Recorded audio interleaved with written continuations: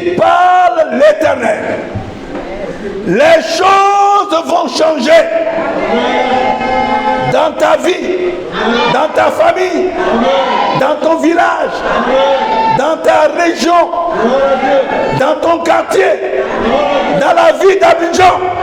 Les choses vont changer. Prenez Ézéchiel 21, versets 30 à 31. Ézéchiel 21, versets 30 à 31. Et toi, profane, méchant, prince d'Israël, dont le jour arrive au temps où l'iniquité est à son terme. Ainsi parle le Seigneur, l'Éternel. La tiare sera ôtée, le diadème sera enlevé, les choses vont changer. Ce qui est abaissé sera élevé, et ce qui est élevé sera abaissé. En ligne deuxième fois. Et toi, profane, méchant, prince d'Israël, dont le jour arrive au temps où l'iniquité est à son terme. Ainsi parle le Seigneur l'Éternel. La tiare sera ôtée, le diadème sera enlevé. Les choses vont changer. Ce qui est abaissé sera élevé, et ce qui est élevé sera abaissé. Amen. Ainsi a parlé l'Éternel. Il est question ici d'un roi profane, méchant, qui entraînait le peuple dans les abominations. C'était le dernier roi d'Israël avant la déportation. Vous pouvez déjà imaginer qui c'est. Sédécias. Ce texte-là, ce passage, ces deux versets que nous venons de lire, parlent de la chute tragique du roi Sédécias, le dernier roi de Juda, avant la déportation du peuple de Dieu pour Babylone. Amen. Amen. Le peuple de Dieu a été déporté comme esclave à cause de toutes ces abominations que le roi et le peuple ont commises. Et Dieu dit les choses vont changer. La tiare sera ôtée, c'est-à-dire le signe de la royauté qui est sur lui sera ôté. Sa couronne sera enlevée. Les choses vont changer. Ceux qui étaient abaissés seront élevés. Et ceux qui sont élevés seront abaissés. Le changement s'opère. Dieu en a pris la décision. Qu'est-ce que Dieu veut te dire ou qu'est-ce que Dieu veut t'annoncer en ce mois de juillet par ses paroles? Nettoie tes oreilles. Beaucoup de chrétiens sont incrédules vis-à-vis de la parole de Dieu, vis-à-vis des paroles prophétiques. Une parole prophétique, c'est une parole qui est écrite depuis longtemps dans la Bible, mais qui s'accomplit à des saisons bien données. Et cette saison du sorcier d'été, voici la parole que Dieu t'envoie. Qu'est-ce que Dieu veut te dire? Reprenons le verset 30.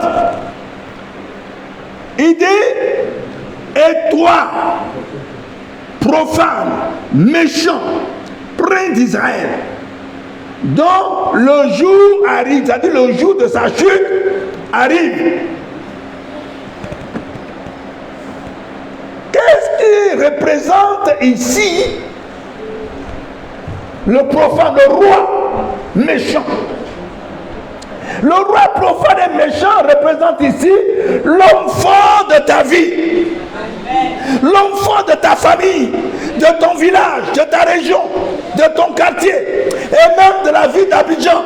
Dieu veut parler à l'homme qui a bloqué toute ta vie. Alléluia. Oh, votre amen là n'est pas. Je veux parler, je veux prophétiser sur quelqu'un. Le roi méchant, c'est l'homme fort qui est assis dans ta famille. Il dit que tant que lui vit, tu ne seras rien. Tu vas travailler, mais tu n'auras rien. Amen. Celui qui est à la base de tes échecs, à la base de ta pauvreté, de tes dettes, tu travailles mais tu es endetté. Celui qui est à la base de ton chômage, il est à la base de ton célibat, de tes divorces. Tu es marié plusieurs fois, divorcé. Il est à la base. Il y a quelqu'un qui est là, qui tire sur les ficelles. Quelqu'un qui est à la base de ta stérilité. Il est à la base de ta poisse. Partout où tu parles, les gens te rejettent. Il a mis une odeur satanique sur ta vie. Tu es repoussé. Tout ce que tu fais, rien ne t'est réussi. Pourtant, tu es intelligent. Pourtant, tu as les capacités pour le travail que tu fais. Mais tu ne peux pas récolter le fruit de ton travail. Il y a un profane, un méchant qui est là et qui a tout organisé pour ton malheur. Celui qui est à la base de ton envoûtement, de ta maladie incurable, c'est lui. Le profane, le méchant. Le profane, c'est quelqu'un qui ne craint pas Dieu. Il s'en fout de Dieu. Tout ce qu'il sait faire, c'est faire le mal. Lui qui a donné ta destinée, il a arraché une grande partie de ta destinée et l'a donnée à quelqu'un d'autre. Nous qui avons l'habitude de prier, de faire la délivrance des gens, on entend des choses que les esprits nous disent. Oui, cette femme-là, j'ai pris une grande partie de sa destinée, j'ai donné à ma cousine. Si on prend une partie de ta destinée pour donner à quelqu'un, ça veut dire que ce que tu dois devenir, tu ne vas plus y arriver. Amen. Amen. Amen. Gloire à Dieu. Amen. C'est-à-dire, on t'a donné le transport, pourquoi vous comprenez? On t'a donné le transport pour aller à Bouaké. À Bouaké, je ne sais pas combien ça coûte maintenant, peut-être 7 000 francs, je ne sais pas. Hein, c'est ça? Voilà, les gens de Bouaké, 7 000. 7 100 francs. Ah, on met 100 francs dessus, 7 100 francs. Yako. On va pas dire ça. Alors, et puis, tu vas à la gare, tu as 4 000. Tu avais 7 100 francs. Mais tu arrives à la gare, quelqu'un t'a volé 3 100 francs. Est-ce que tu vas arriver encore à Bouaké? Ça, c'est tout maudit. Je suis en train de caricaturer pour que vous compreniez que dans le monde spirituel, il y a des choses qui sont régies. Amen.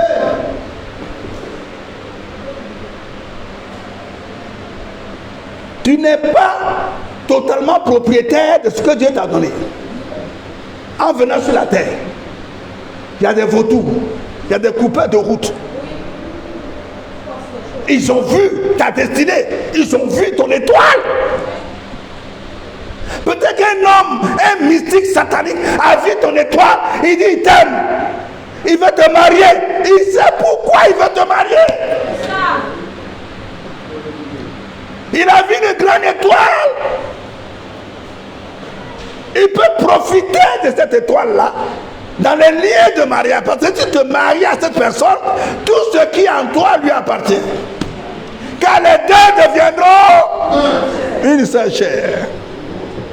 Vous pouvez penser que les sorciers ne connaissent pas la parole de Dieu. Ils connaissent bien. Même le diable connaît la parole de Dieu, mais il tremble, dit la Bible.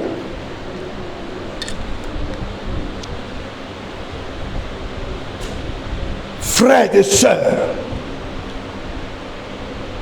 le Seigneur déclare que son règne va prendre fin. Il dit, le méchant dont le jour arrive, le méchant dont le jour arrive, son jour de chute arrive, lui-même ne le sait pas. Amen. Gloire à Dieu. Le Seigneur a déclaré que le règne du méchant a pris fin. C'est-à-dire, le Seigneur dans le monde spirituel a mis fin, mais lui il ne sait pas. Je suis venu te déclarer que celui qui est à la base de tout un malheur, sa fin a été déjà arrêtée dans cette période. Écoutez-moi bien. Dans cette période du sortie d'été, sa fin était déjà arrêtée.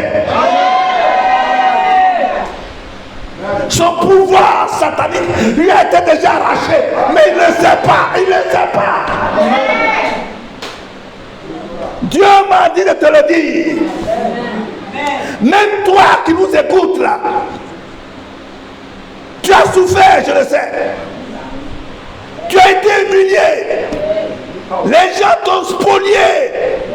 Les gens t'ont arraché tout. Tu es devenu comme quelqu'un qui n'a pas de valeur. Mais laisse-moi te dire, je suis un envoyé de Dieu ce matin pour te parler. Ainsi parle l'Éternel. Celui qui est la base de tout un malheur, sa fin était signée, arrêtée à partir d'un conseil de Dieu dans le ciel. Dieu a réuni son conseil. Ils ont décidé que sa fin, son règne, son pouvoir sur ta vie est arrêté. C'est géré, c'est arrêté. C'est fait, c'est bouclé. Ça, c'est Dieu qui parle, c'est pas un autre. Amen. En cette période, quelque chose va se passer. Avant la fin de ce sortie d'été, tu verras la gloire de Dieu. Tu verras que la parole de Dieu est la vérité. Prenons Ésaïe 47. Tu vas comprendre comment Dieu met fin à un règne de sorciers. Ésaïe 47, versets 8 à 11. Écoute maintenant ceci, voluptueuse, sorcier, méchant. Écoute ceci. Toi qui t'assieds avec assurance et qui dis à ton cœur, moi et rien que moi, je ne serai jamais veuve et je ne serai jamais privé d'enfant. Dieu est en train de parler de Babylone. La vie de Babylone, c'est pour ça qu'on a mis au féminin. Ou une grande sorcière, une femme forte, un homme fort. Il est dans l'assurance. Il dit, après moi, c'est moi. Après moi, c'est la poussière.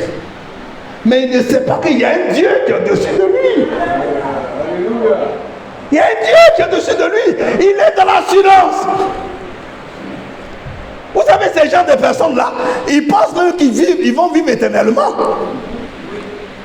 Comme s'ils ne sont jamais partis au cimetière. Comme s'ils n'ont pas vu un parent déjà mort. C'est Satan qui a tourné la tête. Satan leur a donné cet orgueil qui ne leur permet plus de réfléchir sur leur propre vie. Et la lecture continue. Le verset 9, ces deux choses arriveront subitement. Vous comprenez? La surprise. Oh, t'es déjà arrêté, mais lui, il ne sait pas. Ces deux choses arriveront subitement, au même jour. La privation d'enfants et le veuvage. tes enfants seront tués. Ta famille sera dévastée. Toi le méchant. Ces deux choses fondront en plein sur toi.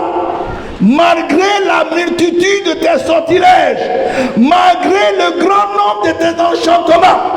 Vous savez, il y a des gens qui font des pratiques sataniques pour que le malheur s'éloigne d'eux. Ils font des pratiques magiques, l'enchantement, la divination, pour éloigner le malheur qui arrive. Dieu dit à l'homme fort de ta vie, il n'aura pas le temps même de faire des enchantements. Non, il ne pourra pas. Ce qui a été décidé dans les cieux contre lui est en train de venir tomber sur sa tête. Il va essayer, mais il ne pourra pas. Il ne pourra pas éviter ce qui a été décrété contre lui depuis le ciel. Personne ne peut s'opposer à ce que Dieu a décidé. Dieu peut permettre de donner le temps aux méchants d'agir, d'oppresser ses enfants. Ce qui fait partie de l'éducation des enfants de Dieu. Les épreuves, les difficultés, l'humiliation. Dieu peut permettre ça, mais pas pour toujours. Car il y a un temps pour toutes choses. Un temps pour oppresser et un temps pour relâcher son prisonnier. Amen. Gloire à Dieu. Verset 10. Tu avais confiance dans ta méchanceté. Tu disais, personne ne me voit. Ta sagesse et ta science t'ont séduite. Et tu disais en ton cœur, moi et rien que moi. Après moi, c'est la poussière. Après moi, c'est moi. C'est moi qui suis là. Sans moi, rien ne peut marcher. Quand vous entendez quelqu'un parler comme ça, sa chute n'est pas loin. Alléluia. Personne ne me voit. Ils sont dans les sciences occultes, cachées. Moi aujourd'hui, plus rien n'est caché. À l'heure de l'internet, à l'heure des réseaux sociaux, voici la bonne chose que Dieu a faite pour nous. Réseaux sociaux. Même dans ta chambre, tu es au courant de tout. Ça, c'est Dieu qui fait ça. Il les a confondus par leur propre sagesse pour fabriquer les choses. Dieu utilise pour nous informer.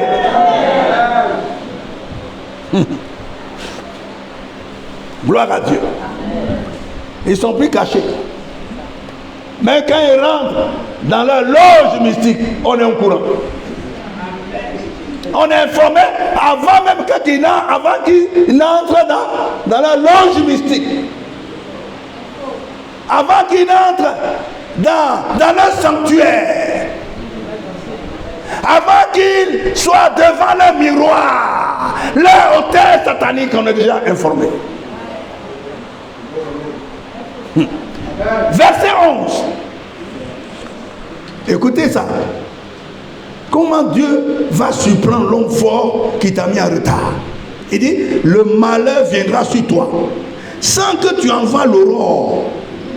C'est-à-dire, sans que tu envoies l'aurore, c'est-à-dire, tu ne vas rien pressentir.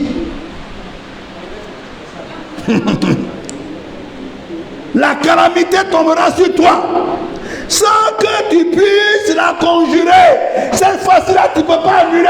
Conjurer, c'est la pratique qu'ils font pour annuler le malheur sur leur vie. Ou bien ils prennent le malheur qui vient contre eux, ils en lâchent et puis ils déposent sur quelqu'un.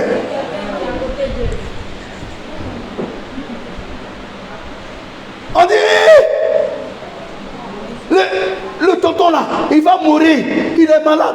Oh, on va même creuser sa tombe. 2 semaines après, clic. Et puis quelqu'un à côté de lui est malade. Et il meurt. Et lui, il est encore vivant. Il a conjuré. Il a fait des transactions spirituelles. Dans le monde spirituel, il a fait des transactions. Il a enlevé pour mettre sur quelqu'un. Ça, c'est un homme fort. Dieu peut lui permettre de faire ça pour un temps. Mais l'homme fort de ta vie dont Dieu parle aujourd'hui, c'est terminé, il ne peut plus rien faire. Il ne peut plus mettre le malin sur quelqu'un. C'est terminé. C'est fini. Tout a été arrêté. Il va essayer de conjurer le malin, mais ça n'arrivera pas. La calamité tombera sur toi sans que tu puisses la conjurer, et la ruine fondra sur toi tout à coup à l'improviste. Voilà ce qui est préparé contre celui qui t'a mis en retard. Alléluia. Gloire à Dieu. Dans Isaïe 1, verset 31. Isaïe 1. Vous allez voir la fin de l'homme fort.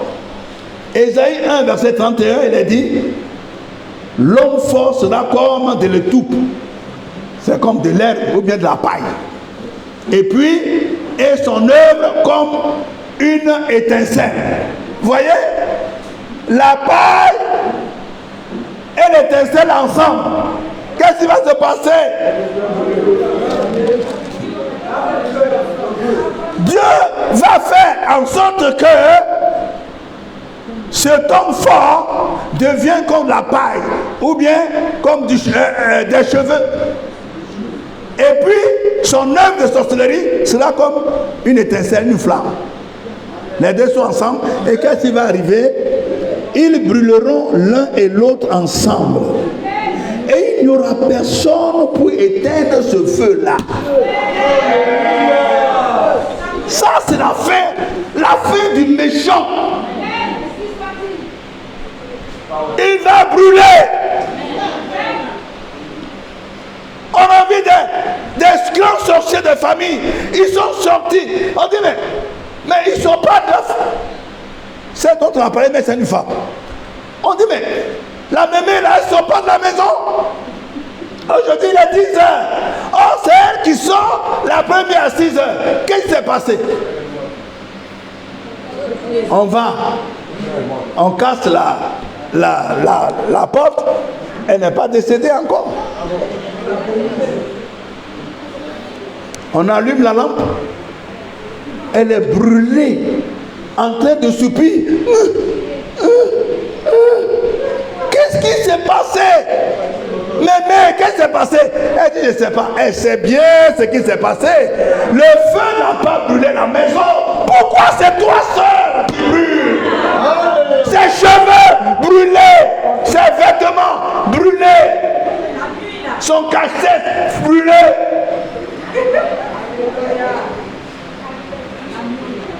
On l'a fait sortir sous le soleil. Tout le monde la matin. Oh, qu'est-ce qui s'est passé? Oh, vraiment, c'est incroyable. D'autres disent, mais c'est une grande sorcière. Cela, ça arrive aux sorciers. Aux sorcières. Ça, c'est une grande sorcière. Oh, quelques temps après, elle est partie au soleil d'or. Elle a rendu la honte. Il y a plusieurs témoignages, mes amis, plusieurs témoignages. Des méchants qui sont dans leur maison, ils sont en train de pourrir. Ils sont vivants. Il y a un passage dans la Bible qui parle de ça. C'est-à-dire leurs yeux même pourris, ça tombe. Mais ils ne sont pas comme eux.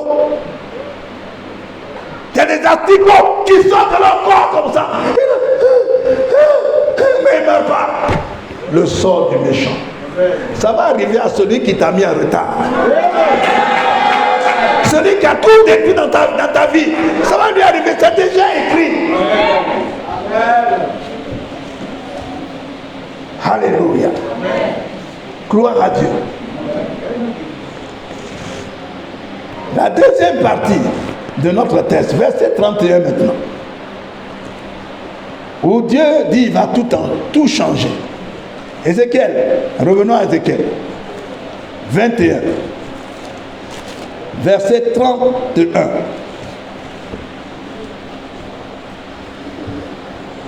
Ainsi parle le Seigneur l'Éternel.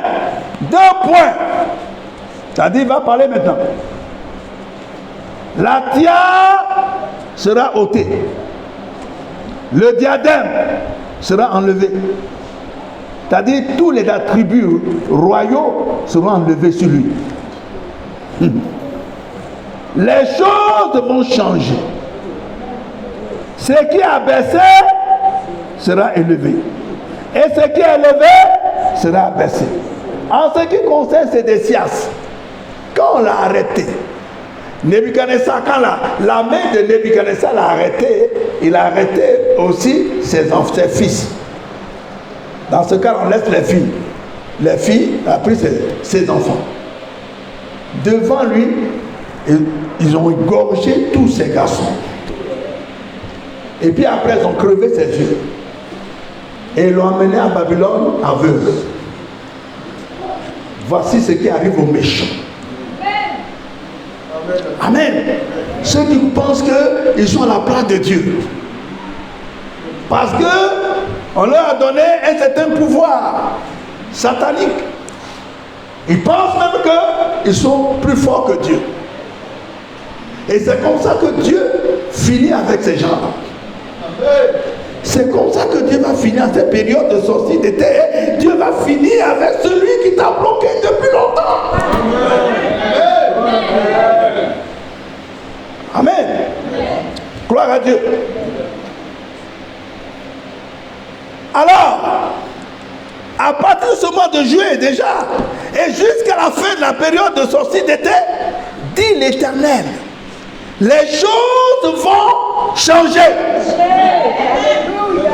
La gloire de l'homme fort lui sera enlevée. Il sera abaissé, humilié et vaincu. Dieu me dit de te dire cela. Pour que tu comprennes que tout ce qui t'est arrivé, il n'était pas absent. Je ne sais pas combien de temps, pour chacun, je ne sais pas combien de temps ça dure. Combien de temps tu as crié à Dieu et tu as pensé même que Dieu ne t'écoutait pas. Il dit, les choses vont changer. La gloire de l'homme fort lui sera enlevée. Il sera abaissé, humilié, vaincu. Amen. Amen. Gloire à Dieu. Et toi, sa victime, écoute bien, et toi, sa victime, tu seras élevé et honoré. Tu connaîtras la gloire, le succès, tu connaîtras la prospérité et le bonheur. Tu vivras la joie du mariage, de l'enfantement. Tout ce qui n'était pas possible dans ta vie sera maintenant possible. Parce que le blocage a été ôté. La barrière a été brisée. Celui qui était là et qui tirait les ficelles a été balayé. Tes projets vont réussir. Ta vie va réussir. C'est là le message de Dieu. Alléluia. La Bible dit dans Psaume 37, verset 9. Ce psaume que Dieu m'a donné, ça fait 7 ans. Le méchant sera retranché. Et ceux qui espèrent l'Éternel posséderont le pays. Ça veut dire que tant que le méchant de ta vie est là, tu ne vas rien posséder dans le pays. Ce n'est pas possible. Luc 1, verset 52. Luc 1, verset 52. C'est pas ça que vous connaissez déjà. Le temps d'application est arrivé. Il renversera les puissants de leur trône et il élèvera les humbles. Or, les humbles, ce sont ceux qui craignent Dieu. Vous voyez le principe divin. Tant que le méchant là, tu ne peux pas prospérer, ce n'est pas possible. Parce que c'est lui qui te bloque tout. Mais bien avant cela, Dieu va l'enlever. Dieu va le balayer. Dieu va le faire tomber de son trône satanique. Et il va t'élever. Alléluia. Gloire à Dieu. Prenons Ésaïe 49. Ésaïe 49, versets 24 à 26. L'expression d'une grande délivrance. Le butin du puissant lui sera-t-il enlevé? Et la capture faite sur le juste échappera-t-elle?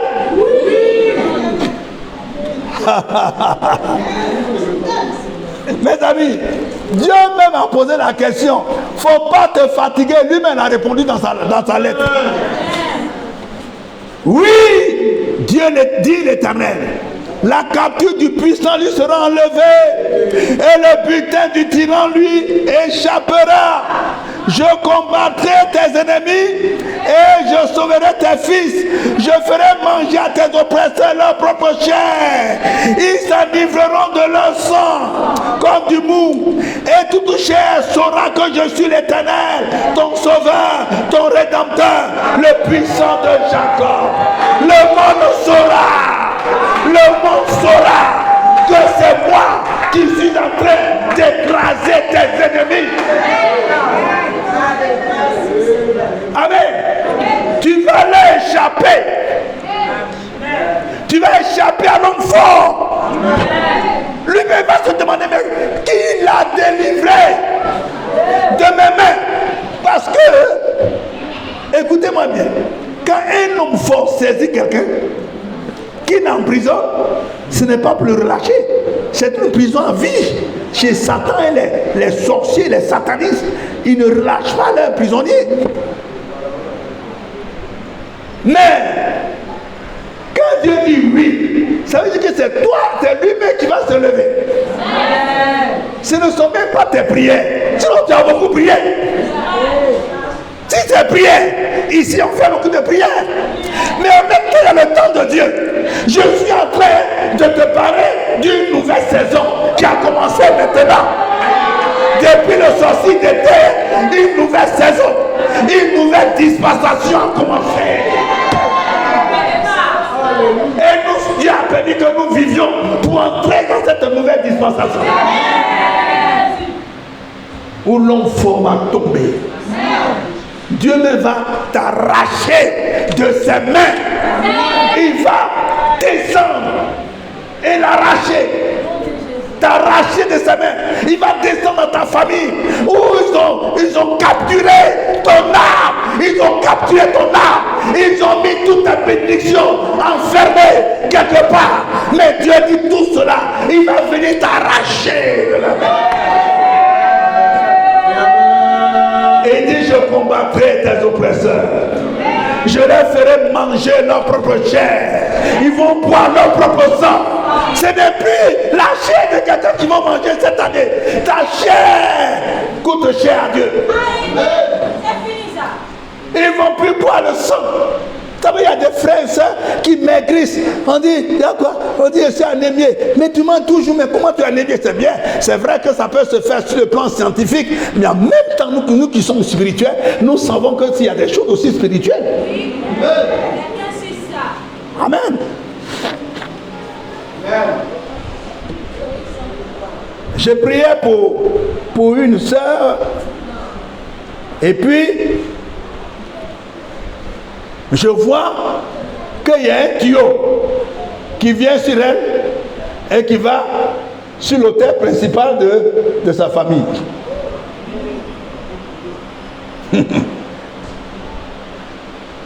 Et cette femme-là, son sang coule toujours. Ça, je l'ai vu quelque temps après. On a prié un peu ici. Elle dit, pasteur, ça va, ça commence à aller, ça va. Ces masques ne s'arrêtaient pas. J'ai vu un tuyau sur elle, jusqu'à sur l'autel.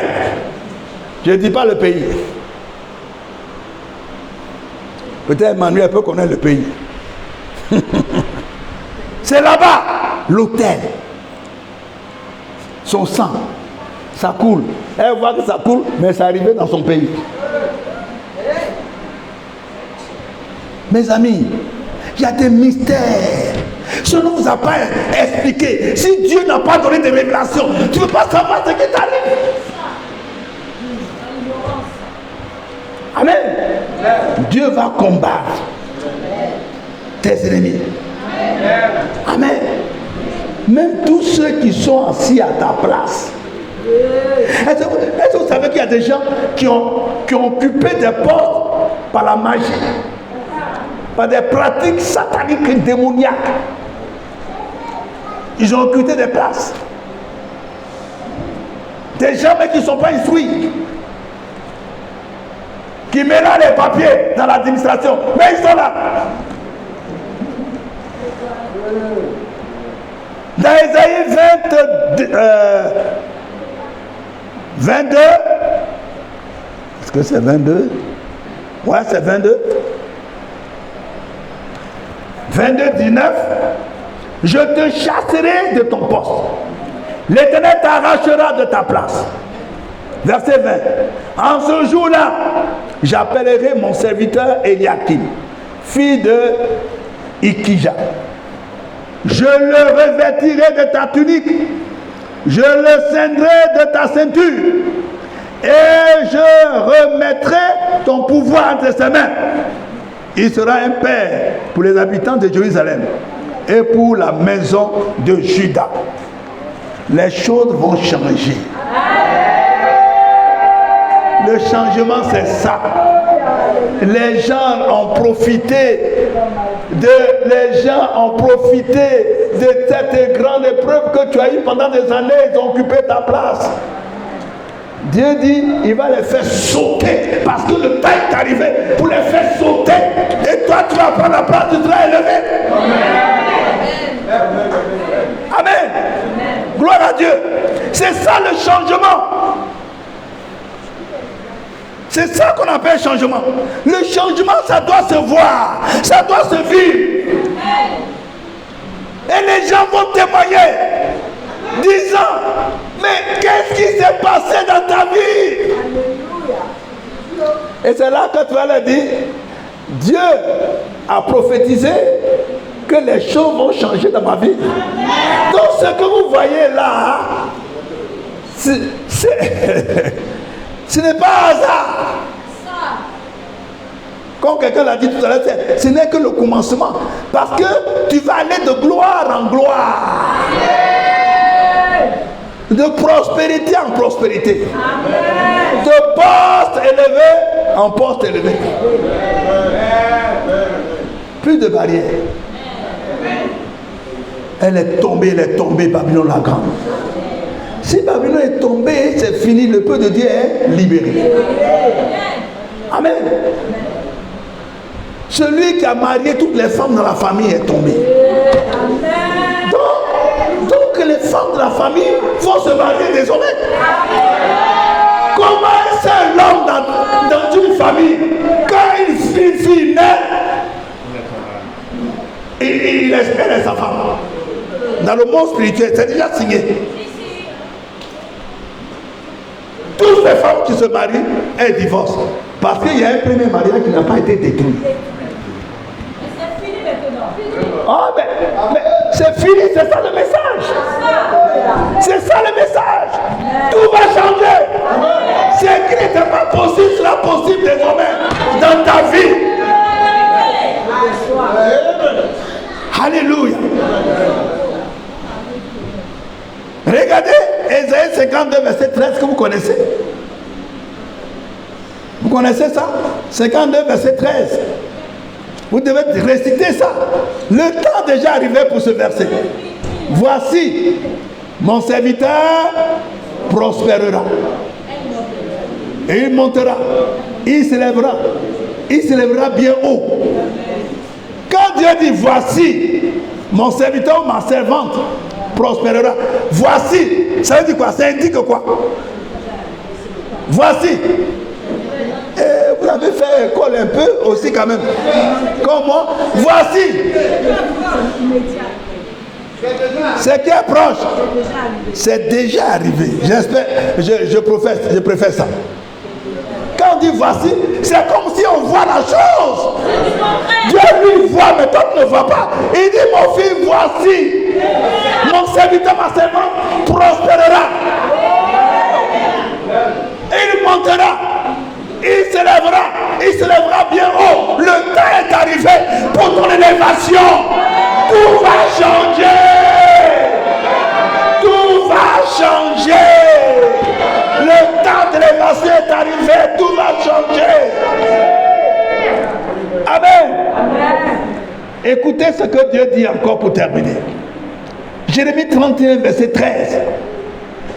Retenez ce passage. Jérémie 31, verset 13.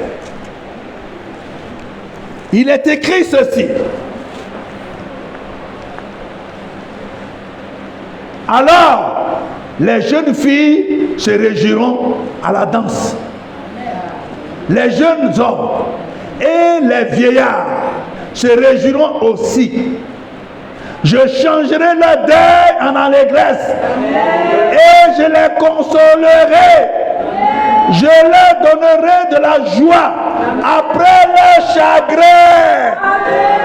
Après des moments de chagrin, d'humiliation, d'épreuves, d'échecs, de non-accomplissement, de célibat, de divorce.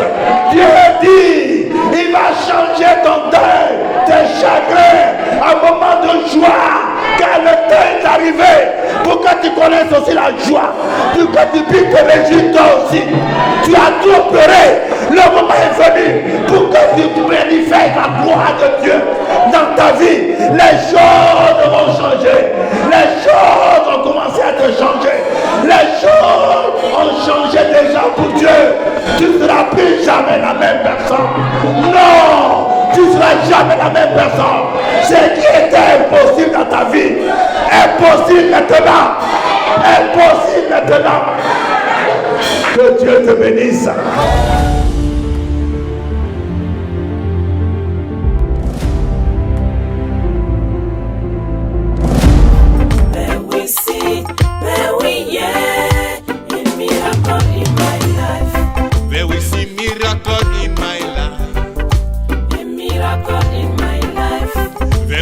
Miracle in